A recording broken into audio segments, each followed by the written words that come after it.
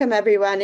If you're just joining us, welcome. We're about 5 minutes away. If anyone would like to share in the chat their own connection to the topic of Jewish farming in Connecticut, that would be fun to share. Just use your chat function to say, if you have a family connection, if you're interested in the topic for another reason.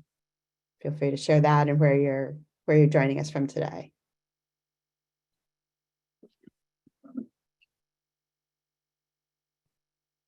I'm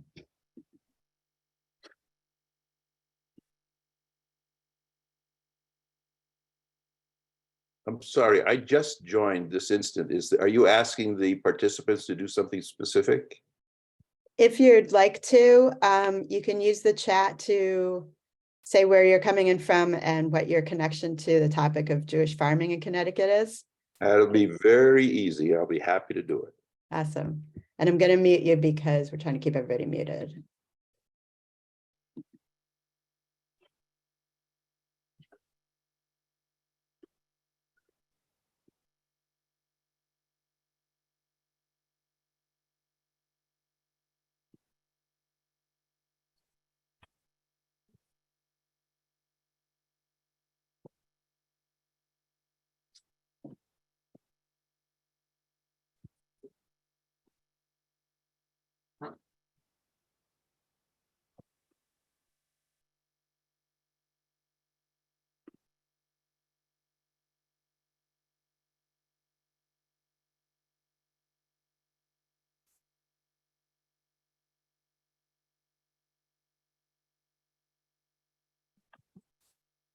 I got to get one more thing.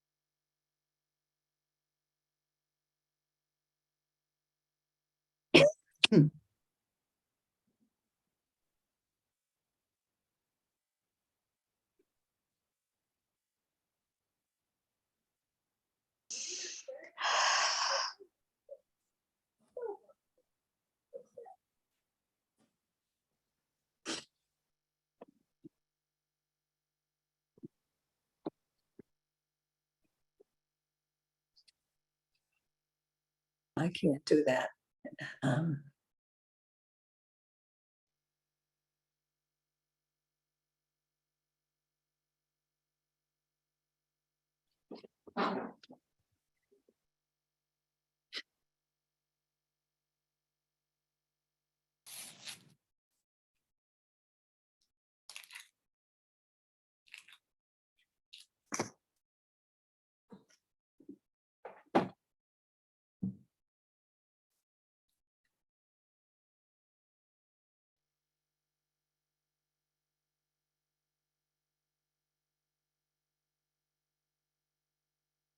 Welcome, everyone.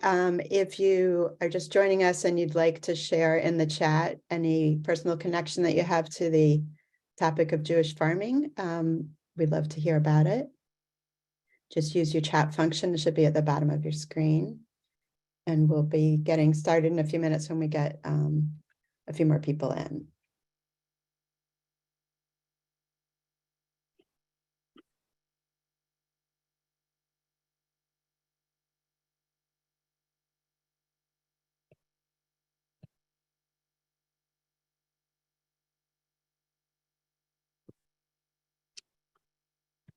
I had a question, Elizabeth. Yeah. So I'll always be seeing you and the computer screen, because I noticed, like, when people get on, I'm seeing this thing. Yes. Whoever's speaking will be highlighted. So you'll mostly be seeing yourself, but I will be there. And because I'll be sharing my screen, you'll mostly be seeing that, but Oh. you'll see Yeah. my little video in the corner. Okay. I think I'm going to start sharing the screen right now just to get that started. Got more people coming in.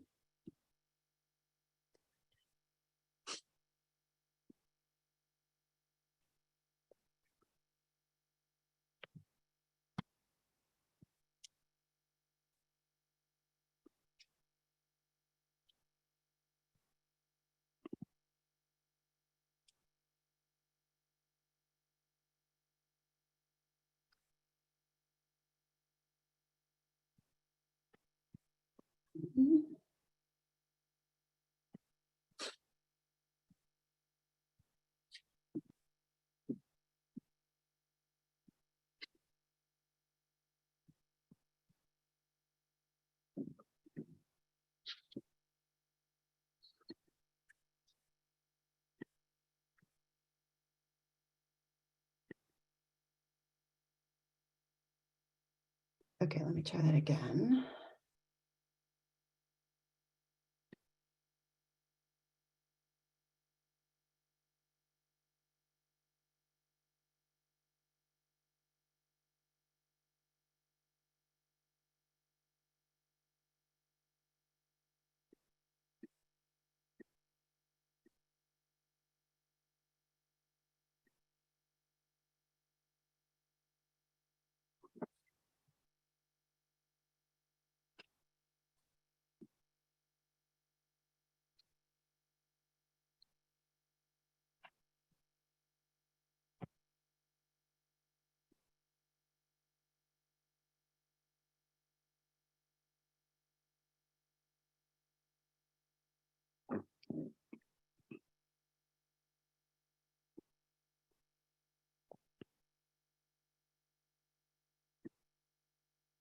Okay, why don't we get started? I hope you all can hear me okay. My name is Elizabeth Rose. I'm the director of the Jewish Historical Society, and very glad to welcome you this afternoon to our program with Frank Himmelstein on generations of Jewish farming. Just a couple housekeeping notes. Everyone except the speakers should be muted, so please stay muted.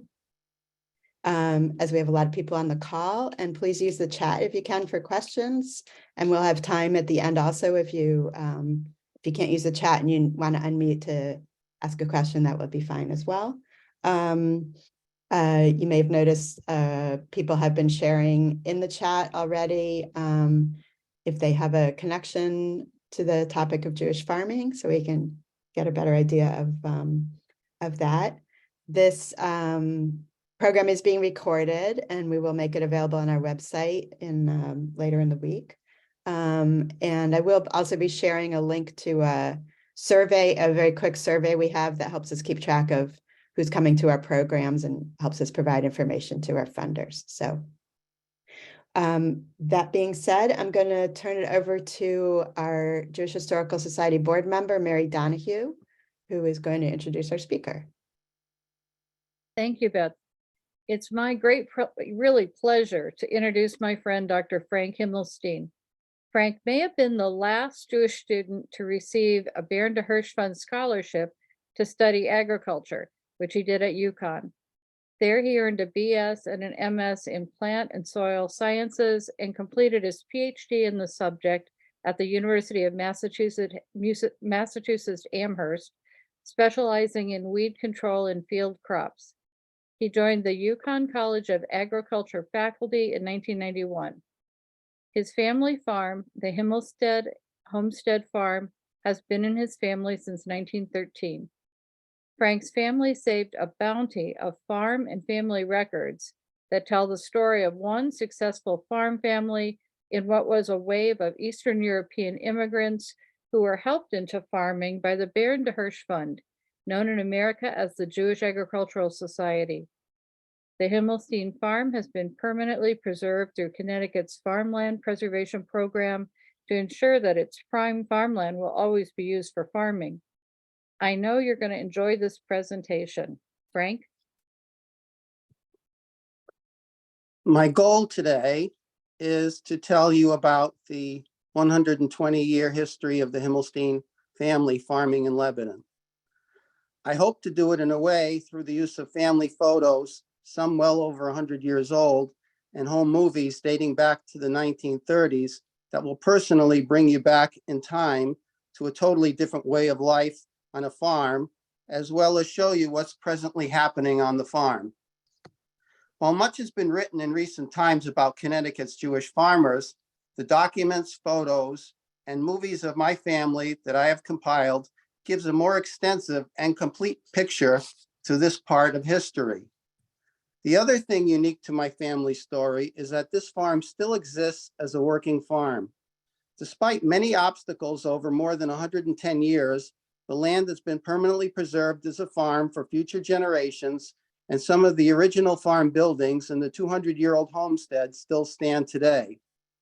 A long time ago, especially while working at Yukon and seeing so many farms going out of business, I made up my mind that I did not want to be like the many Jewish as well as non-Jewish descendants of farmers saying in passing, "Oh, my family once had a farm too in such and such a town," or drive by and say, "Yeah, that's where my ancestors farmed," where there's no trace of what used to be. People today can still drive by or visit the farm today, see the land, some of the farm buildings and the homestead, and even some of the equipment that was used over the years.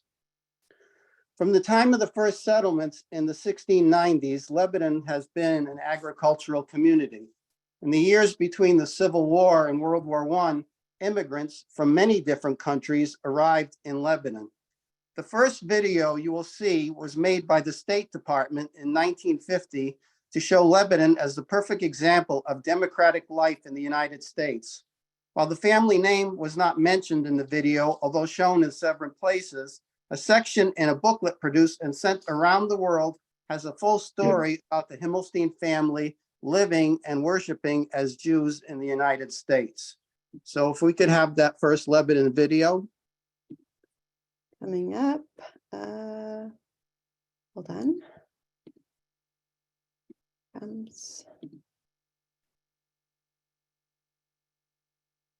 Sorry, I'll be right there.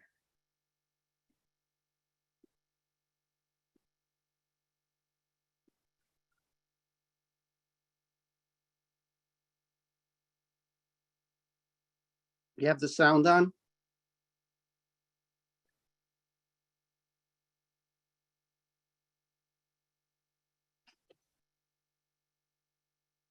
From the air, Lebanon, Connecticut, with its scattered white houses, hardly seems to have aged since the days of the Revolution. Its livestock in rock-walled pastures, its orderly barns, mark Lebanon, like many another American town, as a farming community. In some ways unchanged since the day Lebanon patriots left on foot to fight at Bunker Hill, Lebanon seems timeless. In other ways, the town is always growing with the restless energy of America. Much to its own surprise, Lebanon recently found itself the center of worldwide curiosity. For in the State Department's International Publications Division, artists and writers were at work on a pamphlet, which in photographs and 51 foreign languages is telling people all over the world, even behind the Iron Curtain, about life in Lebanon, an American community in action. The Trumbull Library reaffirms Lebanon's connection with the past, a democratic past, founded, as America's fathers stated, on a belief in God, whether worshipped in a Baptist church, a simple synagogue, formerly a schoolhouse, whose rabbi is a Lebanon farmer, or a Catholic church built a few years ago in an historically Protestant area.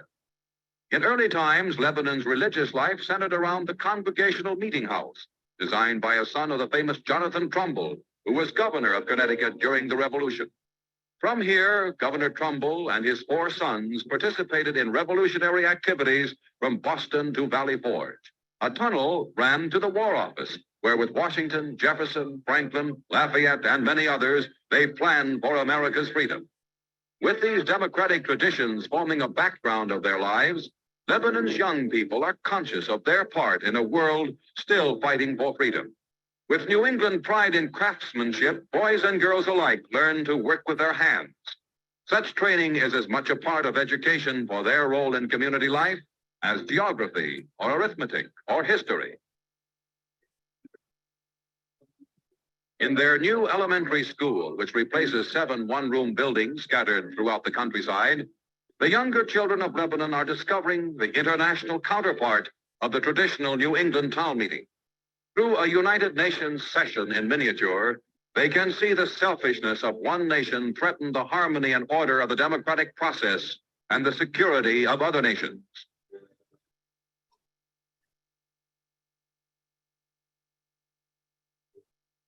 The setting is homemade, but the lesson is real. The people of Lebanon come from many groups. Some are descendants of early settlers. Others, like the Vincent McBride family, are newcomers. Mr. McBride, an electrical engineer, and his wife have followed the example of early settlers in joining with their neighbors in a full community life. A world beset by anxiety, Lebanon, with its balance of tradition and progress, stands as an example of democratic life.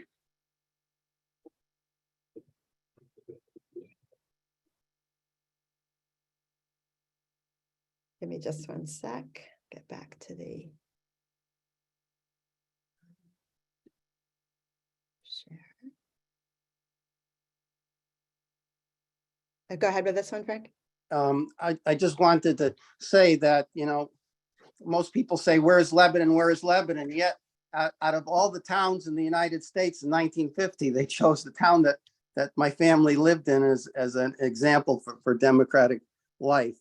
Now, I just want to show one video that was taken from Harvesting Stones that's in marked contrast to the video just shown. Here, the State Department video was saying how great life was in the United States, but it wasn't until the mid-1850s that Jews were even allowed to worship openly and practice their religion. So for the people that are not aware of that, I want to show this brief video. Okay, here we go. Connecticut's early laws clearly reveal resistance to Jewish settlement. It was illegal to give food or lodging to Jews under the early codes of Hartford and New Haven. The Royal Charter explicitly denied Jews the right to build synagogues, worship as an organized group, purchase land for a cemetery, vote, or hold public office. In fact, not until 1843 were Connecticut Jews allowed to settle and worship openly. Hold on. What's going on here? So a lot of these video clips are, there's no mistakes. I really made them short to get a point across because we're limited on time. So I was trying to get some, specific points across. So I'd like to say the Himmelstein Homestead Farm, my grandparents, Louis and Dora Himmelstein, purchased this farm that I now own, and it's known as the Himmelstein Homestead Farm, sort of gave it the a business name a number of years ago, on April 1st, 1913.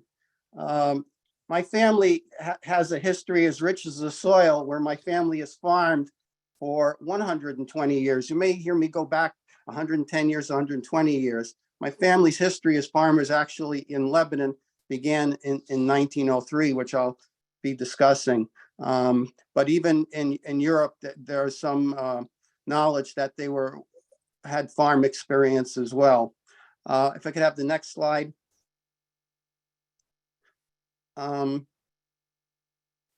Definitely what I wanted to show here is a picture of what the homestead looked like in 1950. This was, some of these nice photos were actually taken at the time the State Department was making that video. So some really nice pictures that I would not normally have were accumulated as a result of that.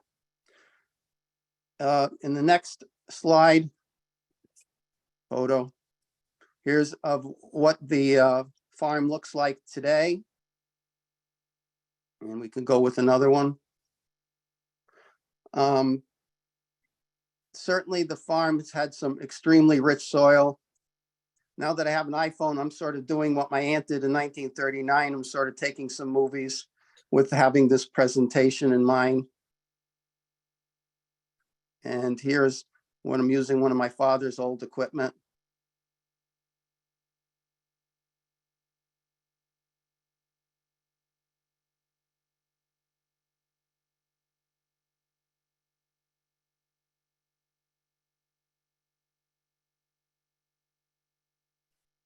So you can see that this is not typical of what the people used to say where the immigrants came, where they got these worn out rocky farms. We actually have a very beautiful soil on the farm that we have. Here's a map of the farm that still remains. There's 265 acres located just a mile west of the intersections of Route 16 and Route 207, and it's located on North Street. If I could have the next picture. So here's the farm today. What I want to do is take a little time and give you a little background history of the family. When the Himmelsteins began farming in Lebanon in 1903, there were only a few Jewish families that owned farms in the town. According to the Lebanon Historical Society records, by 1924, there were as many as 74 Jewish family farms in Lebanon. There were definitely Polish and German immigrant farmers as well. One researcher estimated at one time that immigrants composed nearly 50% of Lebanon's population. And at that time in the 20s, there were already estimates in Connecticut that had 1,000 Jewish farms and 5,000 Jewish farm families. Now the Himmelstein Homestead Farm is the only active Jewish family farm remaining from all those original Jewish settlers in Lebanon. And it may be likely the oldest Jewish family farm owned in the state. Some family members believe that the Himmelsteins actually originally came from Berlin, Germany to settle in Minsk during the 18th century. My great-great-grandfather, Mordechai Yale, lived on a prince's estate where he performed medical procedures, the sort of performed in modern times by a nurse. His son, my great-grandfather, Meshulam Feivel, who anglicized his name to Frank when he came to this country, who I'm named after, was one of 7 sons who was born near Minsk around 1850 and was a blacksmith in Europe. So my great-grandfather had farmed in Russia. So the family had farming experience even when they came to this country. As a matter of fact, I had a brief chat with a cousin who just recently passed, and he told me that they really had a farm in Russia, but because they couldn't own the property, they had it in the name of an honest non-Jewish neighbor. My great-grandfather and great-grandmother Libby had 6 children, 4 daughters and 2 sons, one of which was my grandfather, Louis, born in 1882, that would all eventually migrate to the United States. Besides economic and religious hardships in Russia, the main reason they left was to avoid the 2 sons, my grandfather and his brother Max, from being forcefully taken into the Russian army. My grandfather's older sister was the first to migrate to the United States, followed by my grandfather and his brother soon thereafter. They were later followed by my great-grandparents with the 3 youngest daughters. There was an interesting story that was handed down with the departure of the last three children with my great-grandparents. The Russian soldiers came to their house near Minsk seeking to enlist my grandfather and his brother in the Russian army. Libby, my great-grandmother, told them both boys had become ill and had been taken to the hospital in Minsk. When the soldiers left, Libby realized that the soldiers would go to the hospital and not finding them there would come back and probably kill the family. So she decided right then and there that they had to leave for America at once. My great-grandfather refused to go because he had seen a map of the United States and figured if the Jews would be persecuted in the New World, there would be no place to escape to because there was oceans on either side. In Europe, he reasoned there was a variety of countries to seek refuge. Good thing they didn't make that decision. My great-grandmother told him he could stay, but she was leaving with the three remaining children to the United States. She left the table set for the next meal. She packed the children and a few other essentials and went into a covered wagon and started to leave. And at the last minute, my great-grandfather said, I better join them. My grandfather, Louis, arrived in New York on the 11th of March in 1898 on a ship called Weimar, which departed Bremen, Germany on the 20th of February, 1898. So it was like a 20-some day trip by ship when he got to New York. My grandfather, Louis, started working in the garment district in New York until he moved out to the rural town of Lebanon, Connecticut in 1903 with his parents and 5 siblings. The family made a living in Lebanon by dairy farming and taking in summer boarders from New York. In Lebanon, 2 of my grandfather's sisters would eventually become the first Jewish teachers in the town of Lebanon, and his brother was elected Justice of the Peace in Lebanon, becoming one of the first Jews elected to public office in the town. My grandfather continued to work in the garment district in the fall and winter, and on his parents' farm in the spring and summer. On March 18th, 1908, he married my grandmother, Dora Zararinsky, who had been working in the same place in the garment district. They both lived on the original Himmelstein what I refer to as the original Himmelstein family farm. In 1910, Louis stopped working part of the year in the garment district and farmed full time.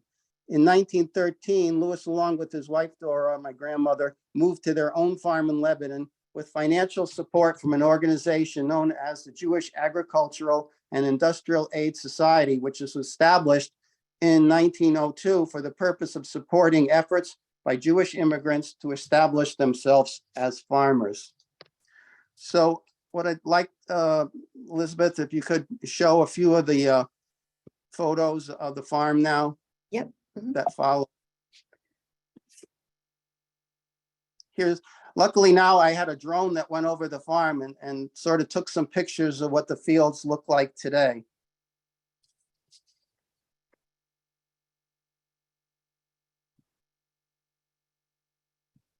Okay, now what I'd like to do is, you know how movies have a trailer? Well, I'm sort of using these the next 6 video clips as sort of the trailer to give an overall view of what we'll be going into in later detail. Baron de Hirsch and the Jewish Agricultural and Industrial Aid Society certainly played a huge role, not only in my family's history, but as Mary said earlier, in my personal life, because I was the last person in the state of Connecticut that got a Jewish agricultural scholarship to go to UConn. Also, most of the old videos that you'll see embedded in this particular set of videos was taken from our home movies of the farm in the 1930s and 40s. So if you'll see people cutting corn by hand or whatnot, those are actually my father and his family.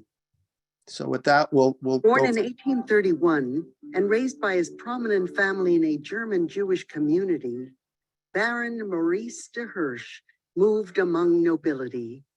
After an elite education in Brussels, 17-year-old de Hirsch entered into the family business, banking. While the young baron amassed wealth in Europe, his fellow Jews in Russia were enduring significantly different circumstances. The Pale of Settlement was a vast, desolate tract of land in Western Russia where Jews were confined in poverty and persecution. In 1910, the Pale was home to 5.6 million Jews, 40% of the world's Jewish population at the time.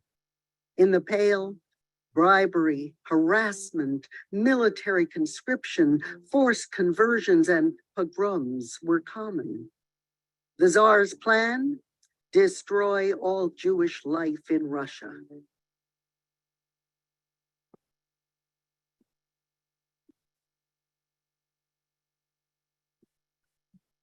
I shall try to make for them a new home in different lands, where as free farmers on their own soil, they can make themselves useful to the country. My own personal experience has led me to recognize that the Jews have a very good ability in agriculture, and my efforts shall show that the Jews have not lost the agricultural qualities that their forefathers possessed.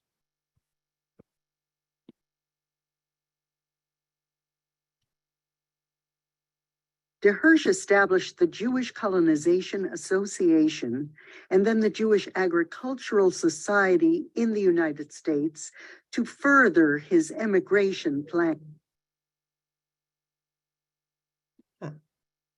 That wasn't a mistake there. That was a short one. Oh, that was short. Okay. What is the next?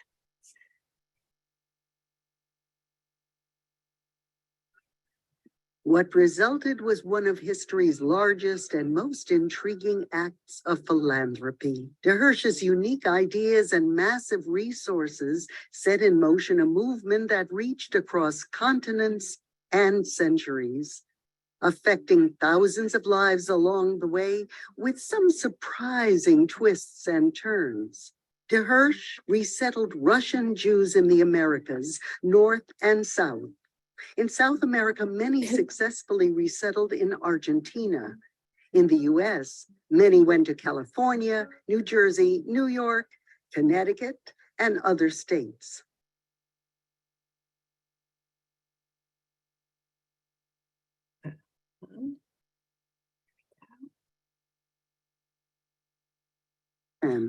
I contend most decidedly against the old system of almsgiving, which only makes so many more beggars. And I consider it the greatest problem in philanthropy to make human beings who are capable of work out of individuals who otherwise must become paupers. And in this way, to create useful members of society. I would not be standing on this farm had not the Jewish Agricultural Society gave my grandfather, part of the loan to buy this farm.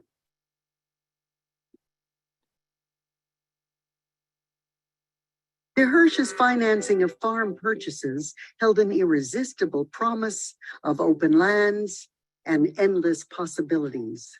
With an initial endowment of $10 million and later 30 million more, the largest philanthropic gift ever given at the time, Hirsch, through the Jewish Colonization Association, helped Jews resettle in communities, especially agricultural ones. Many Jewish families seized the opportunity that De Hirsch's fund offered.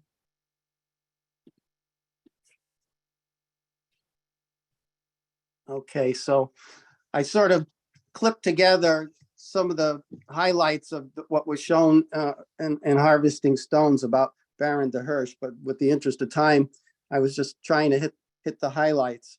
But here we have, it'll come up a few times, the original deed to the farm and also the original loan from the Jewish Agricultural Society. The farm purchase cost at that time was $4,800.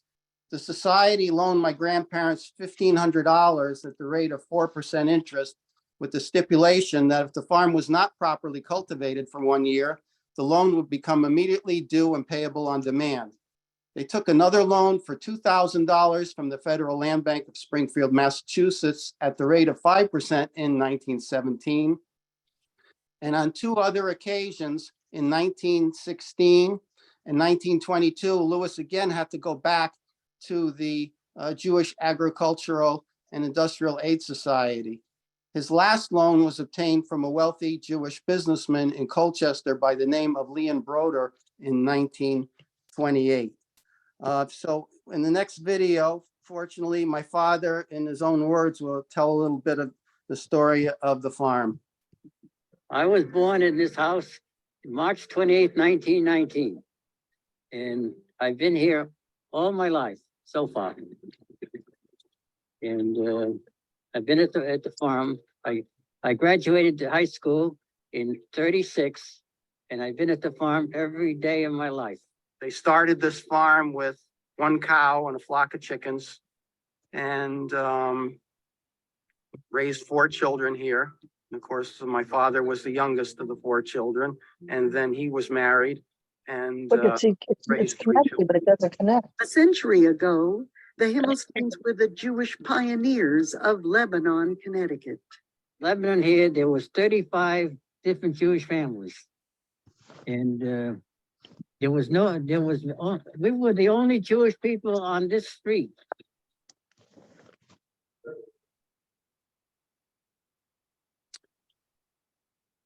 And I just wanted to show there was a rare photo of the family not working and actually posing for a picture in the late 30s. My father is in the front on the right. His brother Morgan is to his left. Way in the back is my Can't aunt. do it? Zella. She's the furthest back. Want me to show you how to get into it? Sorry, You Frank, You go need ahead. to- Whoever's on. Yeah, Way in the back is my Aunt Zelda. And then in the back row from left to right is my grandmother Dora, my grandfather Louis, my grandmother's sister Sophie, who stayed at the farm so much after her husband had passed that there was actually a room in the house that we referred to as Sophie's room. And then on the far right next to her is my Uncle Benjamin, my father's brother. If we go on to the next slide or photo, we got the next generation. I'm the little one in the front, and on the from right, left to right is my sister Sandra, my mother, my father in back of me, and my sister Roz. And we always took pictures in front of the good crops that my father grew. I'm going to leave it there. I have a little bit that I want to say before we get into the next set of videos, but you can Isn't that leave it. funny? The father's name was Louis and the daughter's name was Sandra. Could we mute the people that Yeah. are in the yeah, audience? I'm working on it. Thank you. Okay, we can leave it at just that photo. I have a few things that I cover before we get into that. Sure. My grandparents lived and farmed the remainder of their lives on the farm. And as I said, they raised 4 children. Also, my grandfather was very active in services in Lebanon. He even blew the shofar on Rosh Hashanah in Lebanon's synagogues. And I'll get into a little more detail about that later. My father and my Uncle Benjamin had essentially assumed responsibility for running the farm starting by the 1930s. My Aunt Zelda divided her time between teaching school in Lebanon and working the farm with her parents and brothers. My Uncle Morgan eventually became a school teacher like his sister, moving off the farm after serving in World War II, but did help on the farm when he wasn't teaching. My father married my mother, Eva Schatzman, in 1946. The Schatzmans originally came from Mesijow, that was a town in the Ukraine, and they had a much more indirect journey than the Himmelsteins did when they went straight from New York to Lebanon. My mother's family first immigrated to Montreal, Canada. They were there for a while. Then they went to New York, and then through act of fate, they wound up in Lebanon, Connecticut, where they had a poultry farm for a few years, and they also were taking in summer boarders. So my 2 sisters and I were also raised on the farm, and after my father's passing, eventually I became the owner and operator of the Himmelstein farm. And as you're going to see numerous times today, I've been actively and passionately preserving both the land, the buildings and the stories. Some of the farm history passed down to me was by my grandmother Dora. How I, at 10 years old, thought to do an interview of her and write things down, sort of the kind that you guys were doing, you know, in the 90s and 80s. When I was 10 years old, I wrote down, the spelling was atrocious, but I wrote quite a bit down. The farm did start with 125 acres in 1913 with just one cow and a flock of chickens. At one point, the farm grew to over 300 acres in the 1960s with 100 head of dairy cattle. And as I mentioned before, it took 30 years of hard work to become established and pay off all the mortgages. From 1913 to 2004, it was a working dairy farm. And actually right now, there's only one farm in Lebanon that can say that they ship milk longer than the Himmelstein farm. They started shipping milk the same year my grandfather did. So what I want to do next is, I won't have to talk so much, but play two videos that were partial videos that were shown on the harvesting stones to give you a little more realistic, add a little realism to the words. Dad and his brother Ben, and of course his father and the rest of the family, they went through an era where farming was probably the same as it was for the past 200 years to modernizing the beginnings of modern agriculture. I mean, they were using a horse to cut the hay or to rake the hay. They were using a scythe to cut the hay by hand at times. So yeah, it was a shift from going from a lot of hand labor to sort of using the machines. And it wasn't like you could go into Sears and buy some of these machines. They were cutting ice. The machine they cut with ice, they made themselves. They designed it themselves. They used a blade that you would normally use to cut wood, and they mounted it on a motor, and they were literally cutting ice for themselves with the machine they made. So they built their own hinges. They did all their electrical work, the carpentry work. My father did his own veterinary work, and they moved these rocks in here as well as all the rocks that are on the edges of this field. They worked pretty hard with a crowbar and some leverage. And both of them were probably no more than 150 to 160 pounds soaking wet, probably around 5'4". And the stone was so heavy, they actually had to chain the two tractors together and then have a drag in the back of one of the tractors in order to pull it off the field. We got one more. Yep. Oh, in Himmelstein properties, the land itself lives on as a forever green land preserve. The state bought the development rights. My dad didn't live to see it, but I completed his wish. The development rights, which we always wanted, really enabled us to save the farm because it was the only way I would be able to pay out the loan that I had to take to pay out the non-farm relatives. And also what was left was able to, help me maintain the farm and preserve some of the farm buildings as well. So it was really critical to the survival of this farm. And to the best of my knowledge, I probably was the last person in the state to receive a Baron de Hirsch, funding from Baron de Hirsch to go to college. I always call myself one of the Jewish last of the Mohegans there. If I don't tell the story and if I don't preserve the history, it's going to be lost with me because I'm the last one that had any direct contact with the people that farmed this actively and did the work on this farm. So in keeping with my promise that I made, 15 years ago or more when might even be more when Jerry Fisher interviewed me and had that's what I'm doing today is telling the story, and this will be recorded. So that'll be even more history that'll be available for future generations. Now, you're probably wondering how I knew about all these mortgages and the deeds. That's because I have them all in my possession. So I just wanted to rattle off and show several of the deeds. So here's the one from 1913. Next. And I'm not going to go today in the trouble of reading this entire document, but it's just amazing that this is a 110-year-old piece of paper and it's like in perfect condition. And it was in an old farmhouse for 100 years before it found its way to my house. And it was kept in an old plastic fishing box. Next. Okay, what I also wanted to talk about, there were other opportunities for Jewish farmers to obtain short-term loans without all the paperwork involved.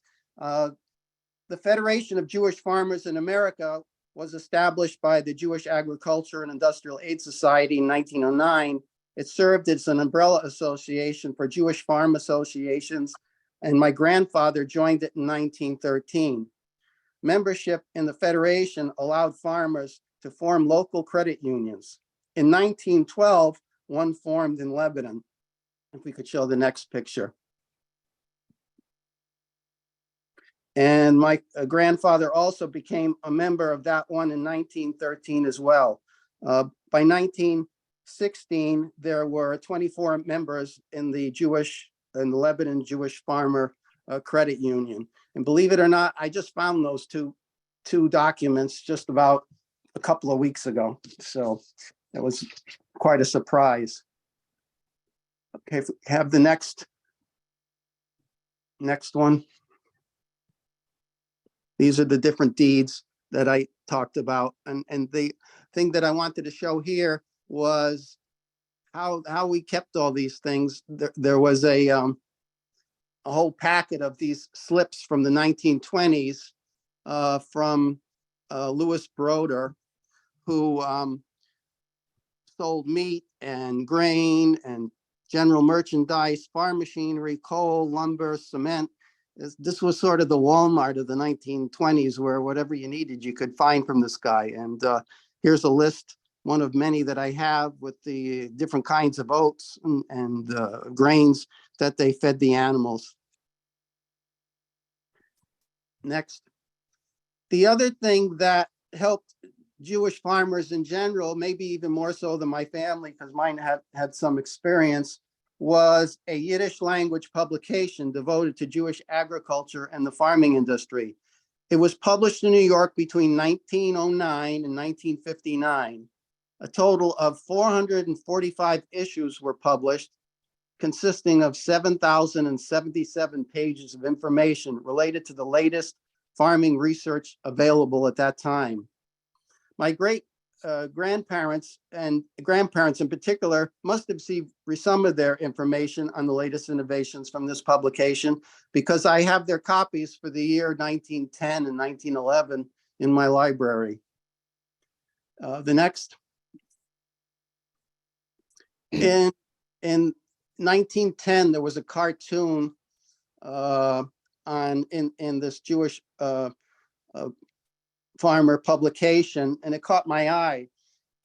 You can't see it too close, but the guy that's clean shaven behind the fence there, it has a little sign on it that says Jew farmer. It doesn't say Jewish farmer.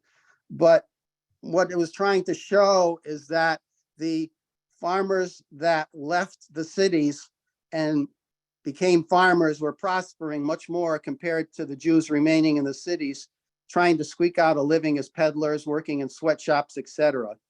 Not all Jewish farmers were prosperous, as we've found out from the research that's been presented over the past few years. But while my family farm is still here 110 years since my grandfather purchased it, one researcher reported that the farm on the east boundary of ours passed through at least 10 immigrant buyers just between 1912 and 1929 alone. So it's not necessarily, due to poor soil or whatever. A lot of it had to do with poor experience, and it was too much for other people. If we could go to the next picture. And here's just a close-up of the farmer, prosperous farmer. The next picture. This picture here is the Himmelstein boarding house, a picture taken in 1909. I know it's 1909 because in the center, there's a picture of a woman holding a baby, which is my grandmother and my Aunt Zelda, and her mother next to her, and her brother Nathan is on the bottom of the steps there. I actually used to think that was the house on my great-grandfather's farm in Lebanon, but it was only within the last few years that I was told by a relative that this house is on Wyndham Avenue in Colchester and actually still stands today. I'll have to look back at the particulars in town in Colchester for exact dates when they bought and sold it. But one of the reasons I knew it was called the Himmelstein boarding house is, could I have the next picture?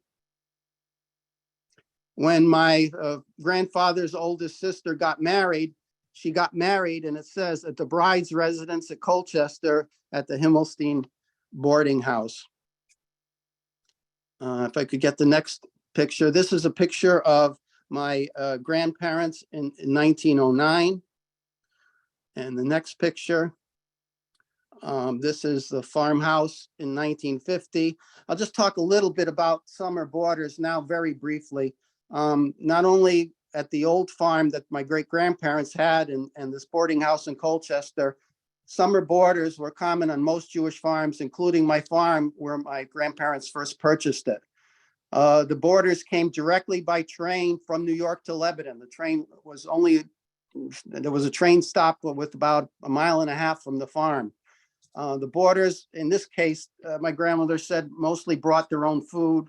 My grandmother told me that there was a big stove in the farmhouse, in this farmhouse that I'm showing you, where the boarders cooked their meals and had a long table and benches where they ate. Some stayed all summer. My grandmother told me they used to, sell them some crops from the gardens to the border as well. She also relayed to me when the peddlers used to travel through by horse, my grandparents always stopped and fed them and had to provide hay for the horses, for the peddlers' horses as well. The next picture, please.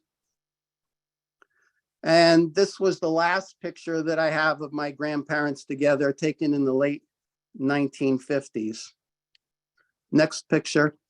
What I want to just talk about really briefly, because I'm trying to pack in a lot of information in a very short time, just a brief overview of the religious life, Jewish life in Lebanon. By 1903, there were enough Jewish men in Lebanon to begin having regular religious services.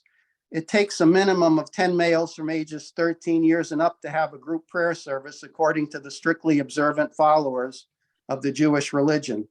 Religious services were held in people's homes for the next 30 years. In those days, the men and women did not sit together in services. So even when they were renting rooms in various people's houses in Lebanon, generally it was like 2 rooms next to each other, separated by a common hallway. One where the Torah was located and the men prayed, and the other room where the women attended the service and could hear the service going on from across the hall. During the entire time the Jewish religious services were held in Lebanon, they never had a rabbi to lead services. The people that came to Lebanon, that immigrated to town, were very educated in Europe, and they were very talented, and they led the religious services. And when they led the services, they were really leading them with lots of emotions, because many of them, particularly the ones that came after the Holocaust, they were thinking of all their family at the time that they'd lost when they were praying. And even my grandfather also was one of the people that helped lead services in the early days. In those days, everyone walked to services. And one gentleman that gave an oral presentation to the Historical Society in Lebanon said, the Himmelsteins have to walk farther than anybody else in order to get to shul. It was about a synagogue. It was about 3 miles each way to attend services. This picture here shows a 1-room schoolhouse that the town of Lebanon leased to the Jewish community for a synagogue, and services were held there until 1955, when it burned down to the ground. I'm not going to go into detail how it may have gone down, because nothing was ever proven, but it was most likely arson that took it down. Following the loss of the main place where the services were held, the schoolhouse, the Jewish community built their own small synagogue the following year, with the help loan from the Jewish Agricultural Society. And each family contributed $500 towards the building of the building, or $250 if it was just an individual. And by then, most people that lived far away were driving to the synagogue. Women were counted as part of the minyan, because there weren't even 10 men towards the end. The synagogue was used until the early 1990s. By then, there were only a few Jewish families left in town. So the members merged with the synagogue in Colchester and sold the building to another religious group in town. There were estimates that over a 100-year period, 150 different Jewish families, mostly farmers, lived in Lebanon at one time or another, starting in 1903. But sadly, or I'm the only Jewish farmer left and Jewish farm owner left in the town from all these people that either lived part or all of their lives in the town. If I could have the next picture, just a better view of the size of I don't know if this was a 1 or a 2-room schoolhouse for sure, but it was definitely a schoolhouse located in Lebanon. As a matter of fact, that was the schoolhouse that both my great aunts taught in, and also the schoolhouse that my aunt taught in when she started teaching. Now from here, I'll go to a little bit about the farm through pictures and videos. The cows definitely had a good life at the farm. They were outside. They were well taken care of.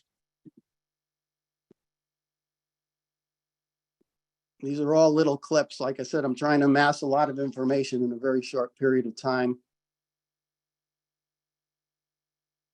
Very healthy, not like today where they're confined to quarters.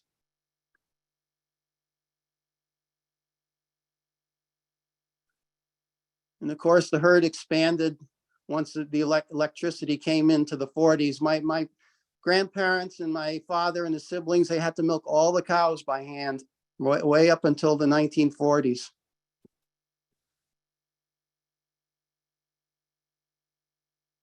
Very healthy and happy animals. And we used to keep our animals, sometimes as long as 17 years. Makes a big difference if they're outside versus they're confined in quarters. Here's a picture of my father. He's probably less than 10 years old in that picture. So that's like 1929, always very attached to the animals.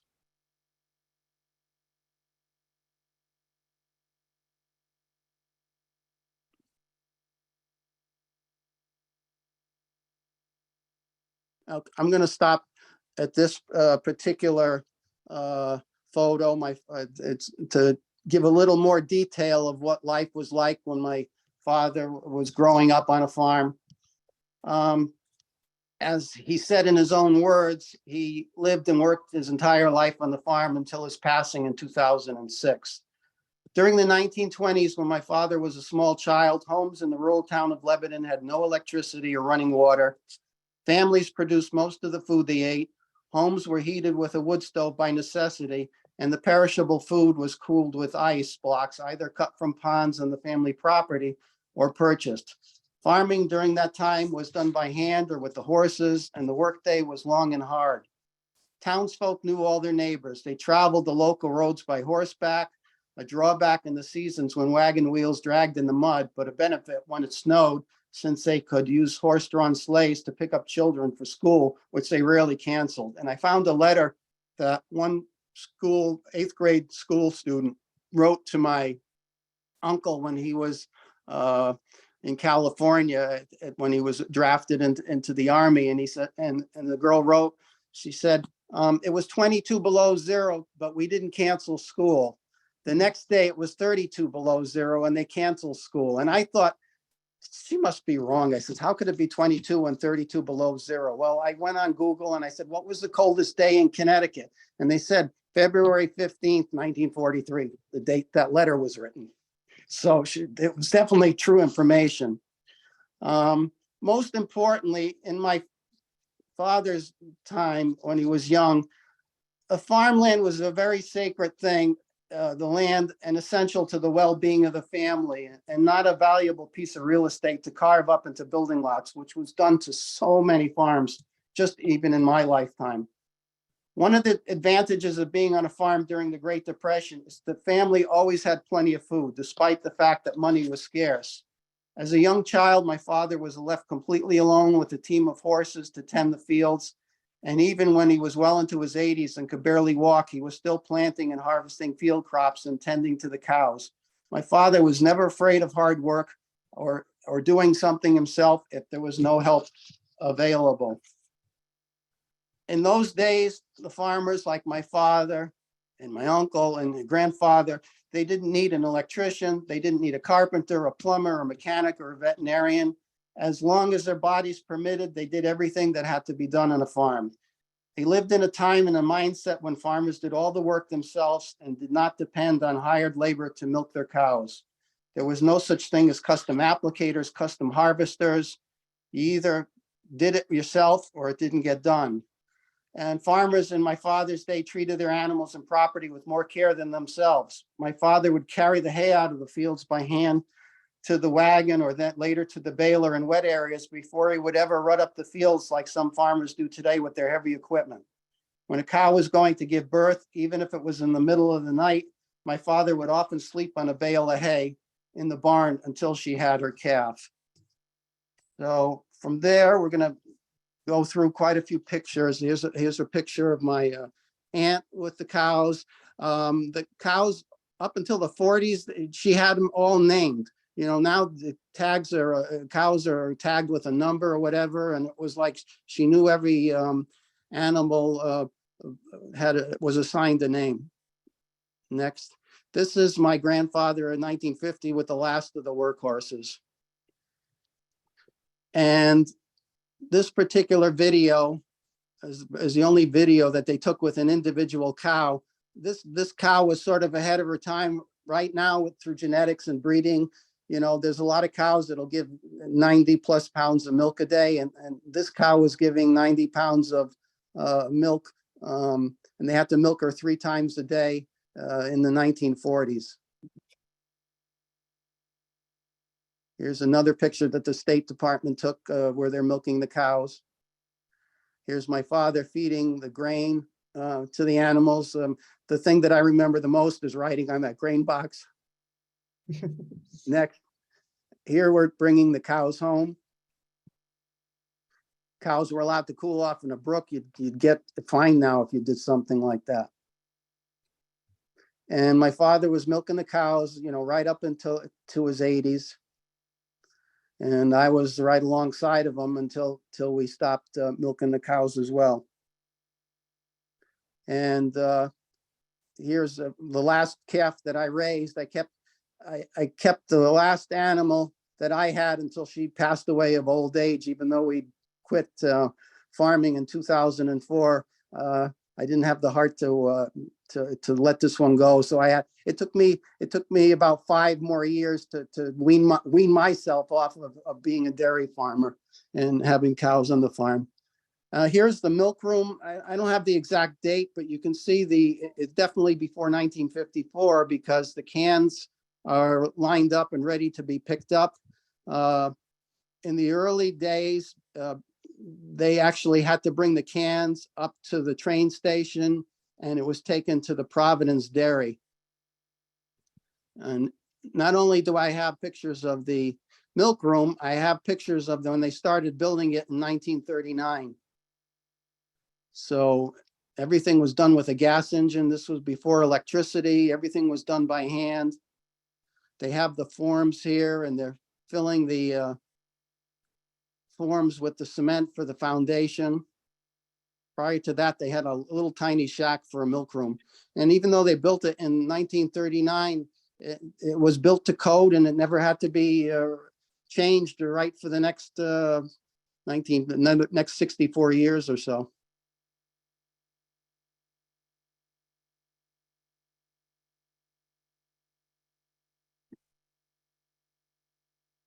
Next. And here's what it looks like today. The only additional building that I had on the farm, the Mennonites built this barn for me in 2014.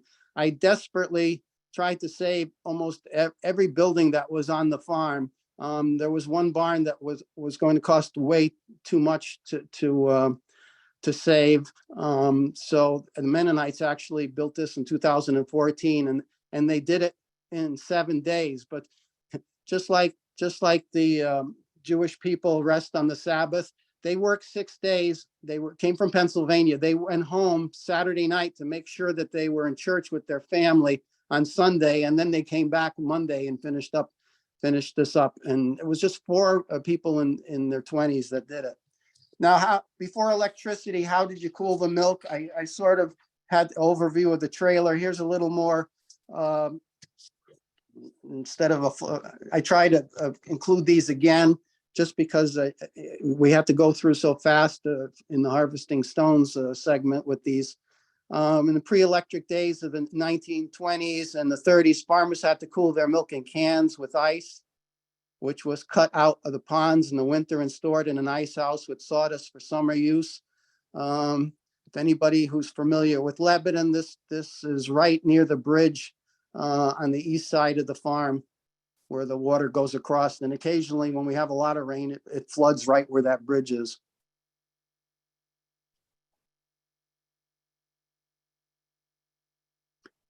They designed machines, they designed the machines to make, even though it was very hard work, they designed, and we'll go with the next one. You can see the ice was pretty thick. He was standing on the edge. And of course, yesterday was the only day cold enough even to freeze the first few inches of the ground. So you can see that the weather was a lot different. Also, you have to keep in mind that they were just as busy in the winter as they were in the summer. They had to do all this now because time was limited, and this was a chore you had to do in the winter.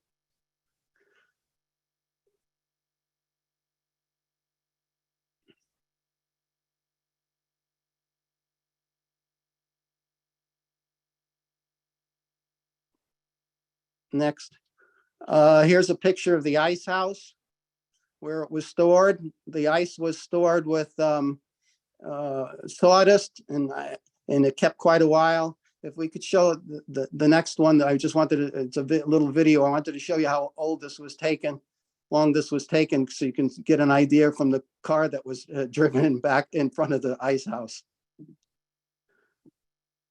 Okay, so I want to talk a little bit about the milk business. The first real big cooperative in the state of Connecticut was the Connecticut Milk Producers Association, and that started in 1925 is when we started shipping milk to them. If we have the next picture. And I wanted to also show, I knew exactly when they started, quit milking cows by hand and started milking with the machines, because I have this invoice from the Christian Peterson and Son Company where they bought the milking machines that I still have today in 1941. And also they bought a can cooler in 1940. So, it wasn't just solely with ice. They had, electrical power also to keep the water and the ice cool in the tanks. And here's a picture from 1950 of my uncle putting the machines together. Here's a really classic picture that they took of my aunt pouring the milk into the cans. A full can is extremely heavy. You have to be pretty strong to lift that. And I don't know exactly how many pounds. There have to be at least 40 or more pounds in a can. And after, when trucks came in and this cooperative came in, there were specific people that actually picked up the cans and brought it to the Connecticut Milk Producers Association. So here's a picture in front of the milk room. And here already in 1945, they already had a 20-year certificate for shipping milk, which they continued to do until 2004. And here's a picture of the early trucks that picked up the milk at that time. And over time, we did receive some awards for the excellent quality of milk that we produced throughout the year. So I talked earlier about how my folks, family, father, uncles, grandfather, whatever they needed, they were able to do themselves. So I'm just going to elaborate on some of the things that they did themselves. In this case, my grandfather was a blacksmith, so he made all the hinges. And we can go rapidly through some of these. Here's a picture of them fixing a tractor. They could every piece of equipment that they had, they could pull apart and put back together. That was the knowledge that it was just a knack. I have a green thumb and they had mechanical abilities. So we all excelled at something. And in 1943, they built an equipment shed because they were, going from a time where they had horses doing the equipment, and now they were having equipment that they wanted to put inside, tractors and things. And all this was done by hand. There was no electricity.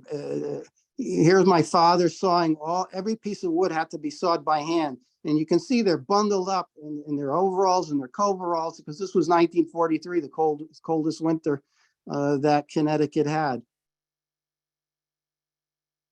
No air guns and things like that to nail things and saw things. It was all done by hand. And fortunately, I made sure that shed still stands today. Did a little renovation on it.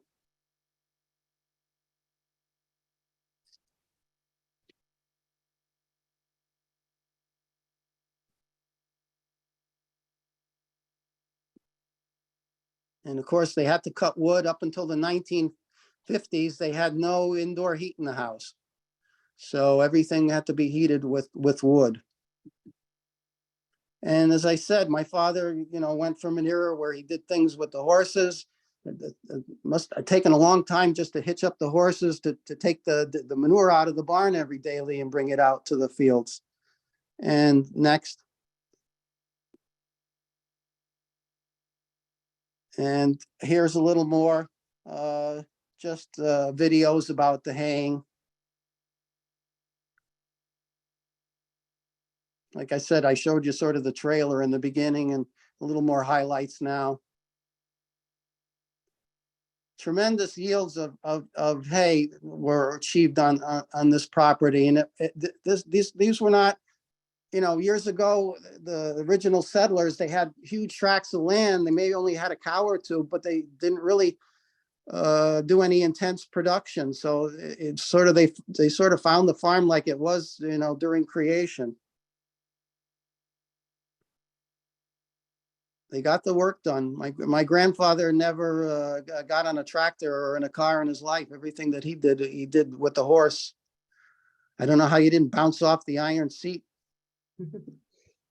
But that was because the land wasn't very stony. Of course, my father tried to modernize as much as he could before tractors were available. During the war, you couldn't get any rubber tires, even, let alone a tractor with rubber tires.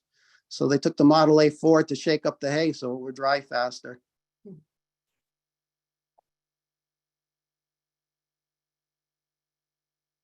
Very fortunate that my aunt thought to take all these movies in the late 30s and in the 40s, right up until the early 50s. She unfortunately had a cerebral hemorrhage in the 1950s. Otherwise, I probably would have had 30 more years of movies. But certainly, it was at a time when we were transitioning from the old style of farming to modern era farming. And again, there wasn't tractors available, but it was very common to take an old truck and form what we have called like a doodle bug, where you would pull it. So it's a lot faster than hitching up the horses. You gas it up and go.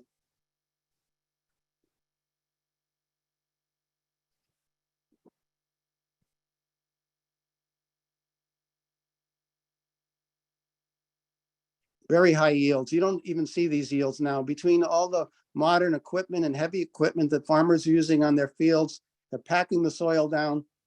Soil can't breathe. Soil needs to breathe just like a person. And here's a picture unloading. So first they had to load the hay on the truck, then they had to unload the hay in the barn, and then they had to feed it to the cows. Every ounce of feed that we produced was handled by hand at one time or another. And when the barn was full, you had to put it out, stack it outside. And they made ramps where they drove the trucks up.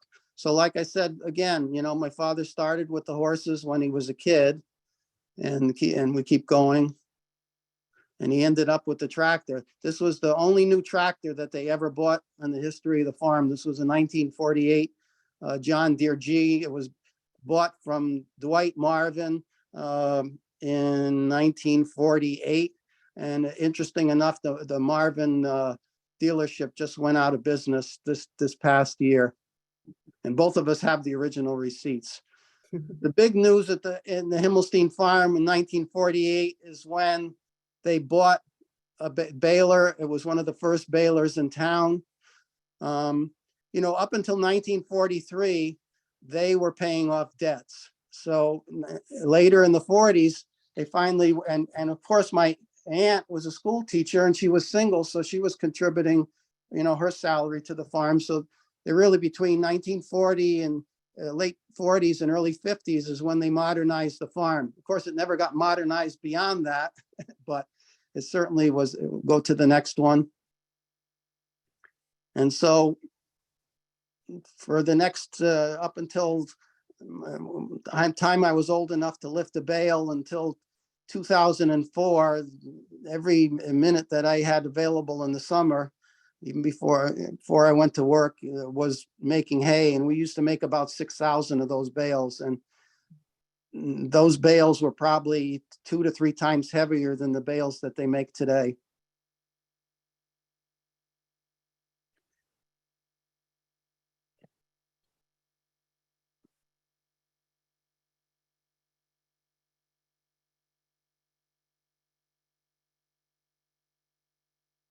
Go to the next one. So same truck, but now it's full of bales instead of loose hay backing up to the barn.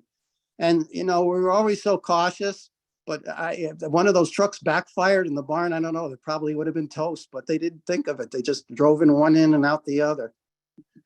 And we'll keep going. My father used this piece of equipment his entire, for the rest of the farm. So for over 50 some years, he used this piece of equipment. And actually the New Holland dealers once heard that. They said this one of these first balers that was ever made was still working. And I guess they came out and they couldn't believe it. And after we got rid of the cows and my dad passed away, for a few years, I hired somebody to make the hay on the farm. Of course, I had to pick up all the bales and do the work with the hay. And it was getting to the point where it was more lucrative for me to work on my vegetable business as opposed to the hay business, especially since it takes a lot more hand labor to get all these things off the wagons and into the barn and whatnot. Just want to show you that I've let other farmers use the fields. I'm very fussy about who I let use the fields because I don't want them to rut them up or whatever. But what they do in a day with their modern equipment, you know, we'd be doing for a month. They mowed this entire field down.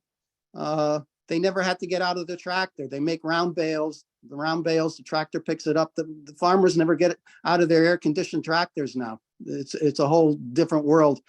And they're not in the same physical shape as the previous generations either. You can't tell who's a farmer, who's not now. Years ago, you could. Now I'm going to talk about the other major crop that the farm had was corn.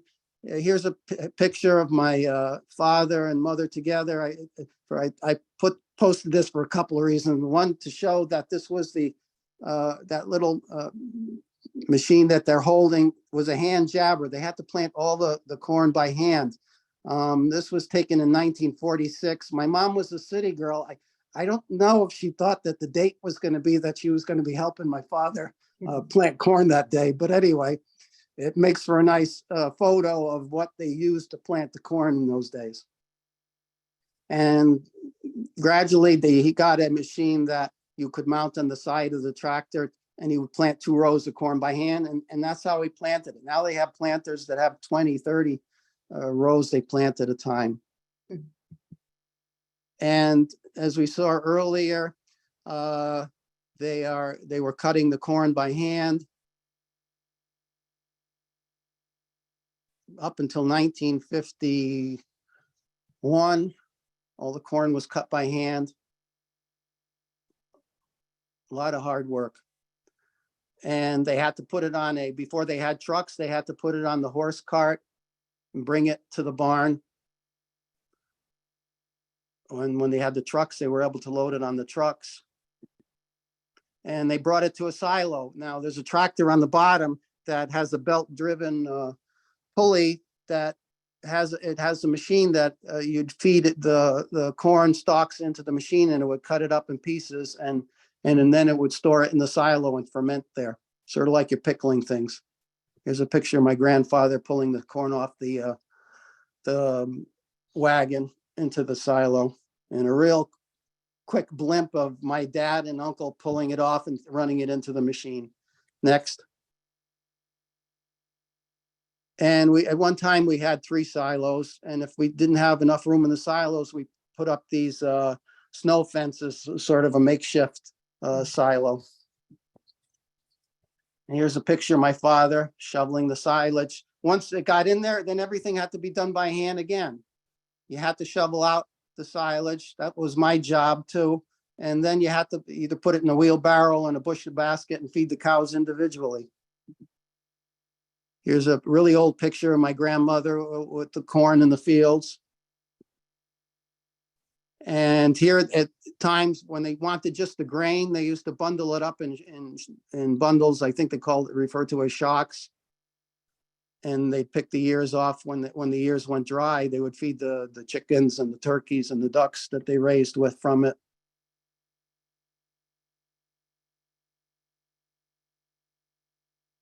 And here's a couple of photos of them husking all the corn. All had to be done by hand. No machines to do it. And more realistic view of them actually doing it. Bringing it to life was my intent today. They had to have a lot of dogs, because you couldn't afford to have a woodchuck be eating up the family garden. And here's how much they husked and got prepared. It's a lot of work. And as I said, in 1951, they got their first chopper. And that made life a lot easier.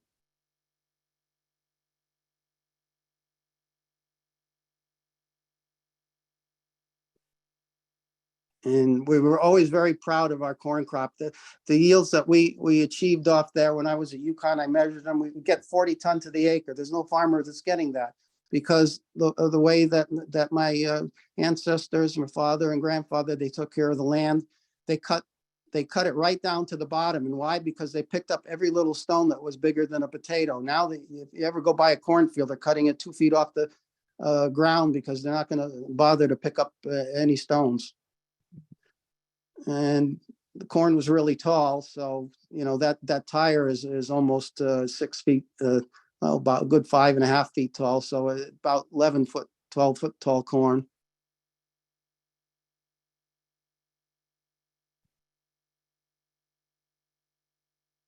And I'm glad I did this. So I'm 5'11", and I was holding this 8-foot 2x4 at my waist, so you could really get an indication of how tremendous this corn crop was.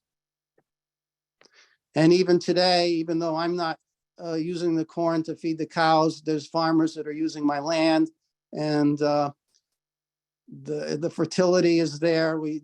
It's not a worn out farm by any stretch of the imagination, due to the way that my relatives took care of the farm all those years.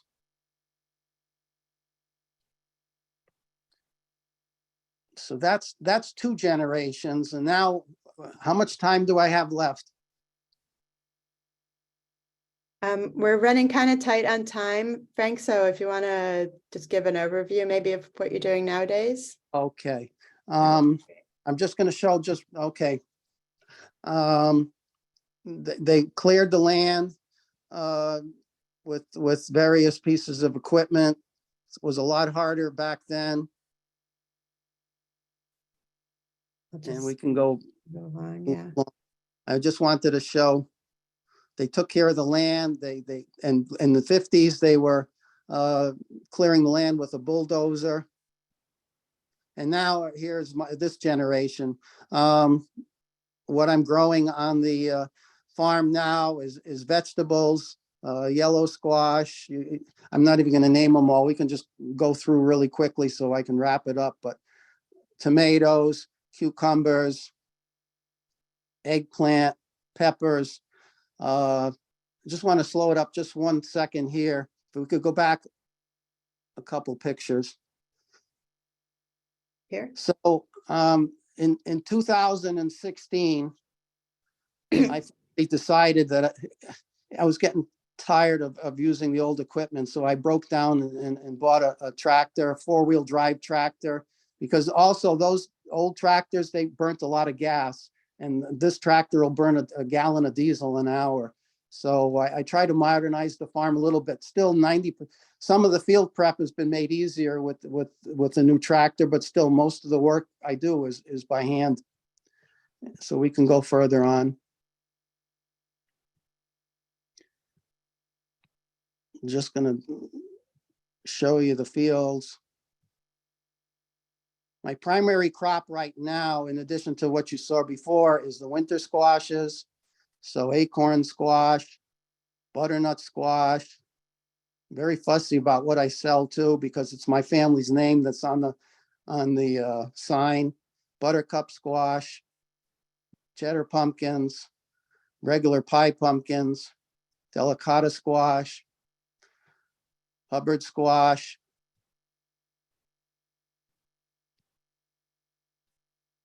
potatoes, like red potatoes, gold potatoes, purple potatoes, white potatoes, and onions. And here's some of the displays in the Willimantic Food Co-op and the Fiddleheads Food Co-op in New London of some of my stuff. And here's what the barn looks like late summer, early fall. And I'm doing most of this myself. There's probably 20,000 pounds of different winter squashes there. We can keep going. And of course, I worked alongside my father right from the time I could walk. In those days, they didn't care. They weren't worried where your kid was at 5 years old. 5 years old, I was working in the garden with my grandmother. I took over the garden when I was 9 years old when she couldn't do it. And we can go through the next slides. And of course, my father worked all his life on the farm, and I'm trying to just continue that legacy.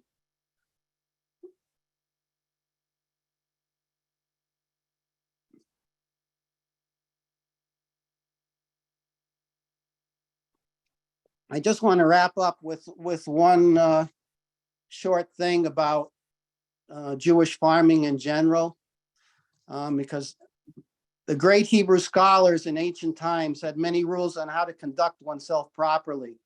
One of the rules of a perfect man was never sell your field for the sake of purchasing a house, and never sell your house in order to invest the money in business. My father would never think of selling off the farm. Even in ancient times, the sages knew the importance of preserving one's home and the land surrounding it. It was my father's and family's wish to preserve the family farm from ever being developed for housing. Much work and energy was devoted by myself, as well as financial support from several members of my family, in order to ensure that the beauty of this farm would be available for future generations to see and enjoy. As I said, the farm currently consists of over 260 acres, and it was preserved in the Connecticut through the Connecticut Department of Agriculture Farmland Preservation Program. If anybody had a fantasy or would be nice to make it a reality, it was my desire, if I had sufficient funds, to establish a Jewish farm museum there on the homestead. It would take a large amount of funding to renovate the farmhouse for this purpose. The farm was placed on the State Historic Register in 2014. And as you saw, now the primary products I raise are the vegetables. My grandparents were observant members of the Jewish faith. My grandparents did not work their animals or conduct field work on the Sabbath. You just fed and milked the cows on the Sabbath. In keeping with that tradition, I have not planted, cultivated, or harvested any vegetables on the Sabbath as well. A good Jewish farmer is taught by the Torah to recognize that despite all the hard backbreaking work associated with produce grown on their farm, it should be viewed more as a gift from God than as a result of their efforts. And this is why at the time of the temple, farmers in Israel were commanded to express their gratitude for their bounty by bringing the first fruits to the temple and publicly thanking God for the privilege of living in and developing the Holy Land. There are Torah laws related to farming in the land of Israel, what one can plant, where, how to harvest, leaving produce for the poor, letting fields lie fallow every 7 years. At every step, the farmer was to be cognizant of God's commands. And who knows, maybe the Himmelstein Homestead Farm has survived for over a century because despite the hardships and the obstacles, the original owners and the current owner believe that despite all the hard work, ultimately it's God who is the source of a bountiful harvest. So with that, I'll wrap it up. Thank you, Frank. We did have a question in the chat about what percentage of Jewish farmers, like your ancestors, had experience with farming before they came, before they started farming here in Connecticut. My impression is very few, but I mean, like I said, I found out that, my great-grandfather was a blacksmith. So, and they had, some believed that they had their own property. It just wasn't in their name. right. Thank you. Most of them didn't. And you mentioned approximately how many Jewish farmers were in Lebanon at its peak. Do you have a sense of what percentage that would have been? Pardon? Do you have a sense of what percentage of the farmers in Lebanon were Jewish at that time? Oh, the percentages of the farmers total. No, I wouldn't have a number, but as I was saying early on by the 20s, 50% of the farms were owned by immigrants, including the Polish and German immigrants that came as well. Thank you. I wanted to just mention, if y'all aren't familiar with it, that the Historical Society did produce this book on Jewish farming in Connecticut called The Life of the Land. So if you're interested in learning more about the topic generally, and also Frank mentioned, of course, the wonderful documentary called Harvesting Stones, which focus on that topic as well. And I know there's a few people with us today that have done their own, been part of this research on Jewish farming in Connecticut in different places, which is wonderful. Just looking to see if there are any more questions for Frank in the chat. There were a couple questions about about your experience with hiring labor on the farm and how has that changed? Well, the main crew is me, myself, and I. Yeah. Main workforce. Finding labor nowadays is like trying to locate a unicorn. It's literally impossible. I mean, I am going to be 65 this year. I'm still glad that I'm able to do it, but 95% of the work that's done on the farm, I do all the weeding. I do all the planting myself, although I have my girlfriend had helped try and teach her how to do a little planting, and she picked the potato bugs off the field too. So that was a big help. So I didn't have to do that this past year. But I tried to work 3 different 14-year-old boys over the summer for just a few hours, and they couldn't do it. All I asked them to do is stick the squash that I cut in a banana box and put it on the truck and carry it to the truck. And you thought I was telling them to build a pyramid or something. It was I knew that you can't push anybody, but yeah. I see that Stuart Kaplan has his hand up. Would you like to unmute Stuart and ask your question? I believe I'm unmuted now, right? Yes. Okay. Frank, I grew up on a dairy farm in Columbia, literally next door to you. Yeah. My father was Morris Kaplan. You probably might even know the farm. Yes, I do. Right near where the Columbia Synagogue is. Yeah. Yep. My brother retired a couple of years ago, but he was farming up until a couple of years ago. And you and I both graduated from a degree in plant science from UConn.